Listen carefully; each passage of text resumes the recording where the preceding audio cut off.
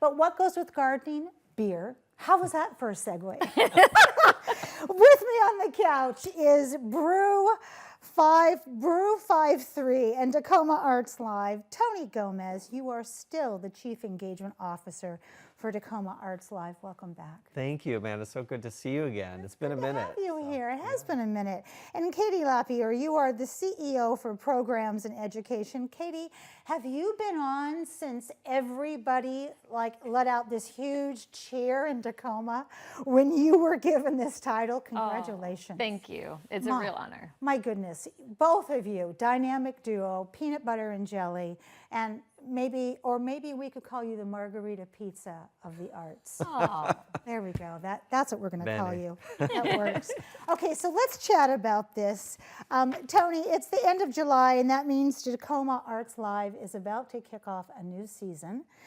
So what do we have to look forward to? Because it's always an adventure. Oh my gosh, there is so much happening, and I think since we last saw you, one of the most exciting things is that we see the Armory continuing to activate in all, it is just bubbling, percolating with all kinds of creativity and activity. Some of it is Tacoma Arts Live, our season, and some of it is really, a lot of our work has been to make space for community visionaries that have creative ideas to produce their activities as well, their events. And so we're looking forward to sharing all of that with you. So that kind of opens up the curtain here for Katie. It's been a few years since Tacoma Arts Live moved its headquarters to that historic Tacoma Armory at Yakima on South 11th.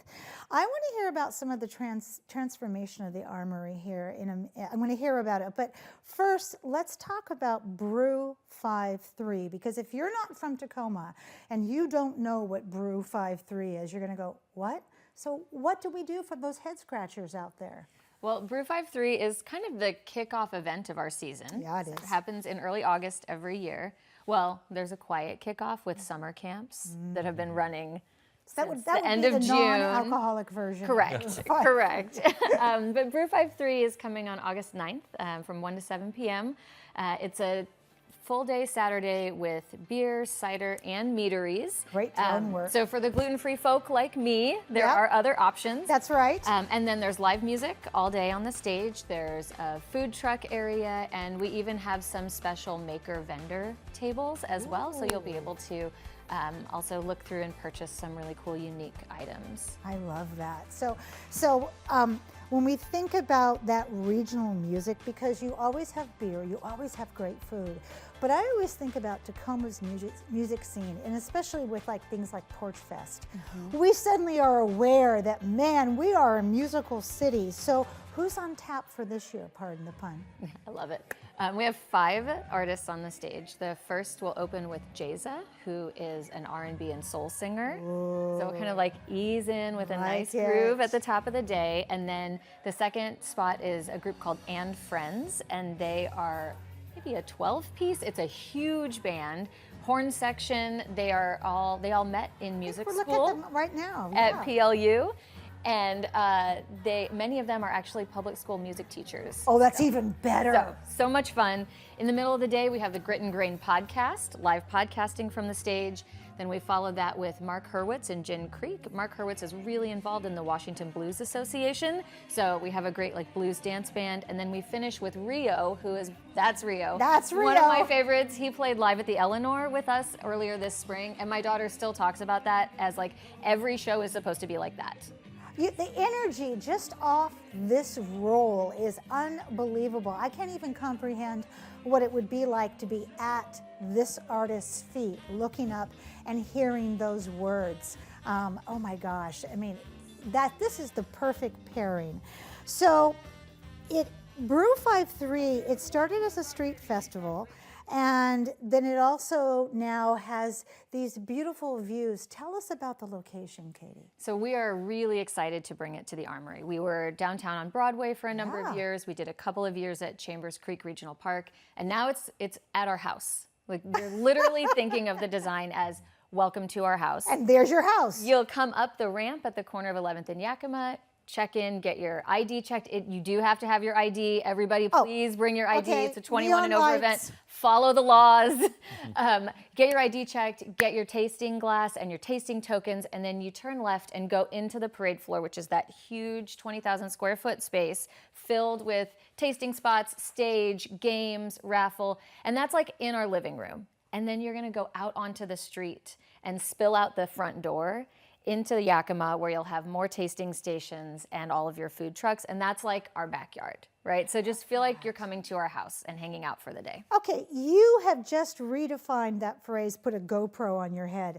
From this point on, I'm going to say, give me the Katie Lapierre description of your event, because that was such a great description.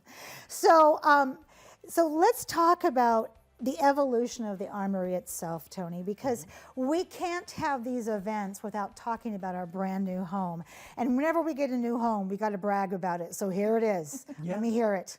Yeah, I mean, and in earlier conversations, we talked about, what is this mysterious castle-like building at the corner of Yakima and 11th, and it has really come alive with activity. And one of the things that I love actually is, we all have to work late sometimes, but when I work late, the great thing is that I wander through the building and there's an improv theater group that's rehearsing in one room. There's roller derby rehearsal happening on the big floor upstairs. There's another group that's like a writer's workshop. And so it's just, again, just bubbling all the time with creativity. And so I love seeing that. And then Tacoma Arts Live, our job is to facilitate that and then to also accentuate it with some of the larger productions in the house. That. Yeah. Oh my goodness. So let's talk about some of those examples of some of these partner events, because the Armory is so well known now. And as you said, when you walk through, it is just bursting with creativity.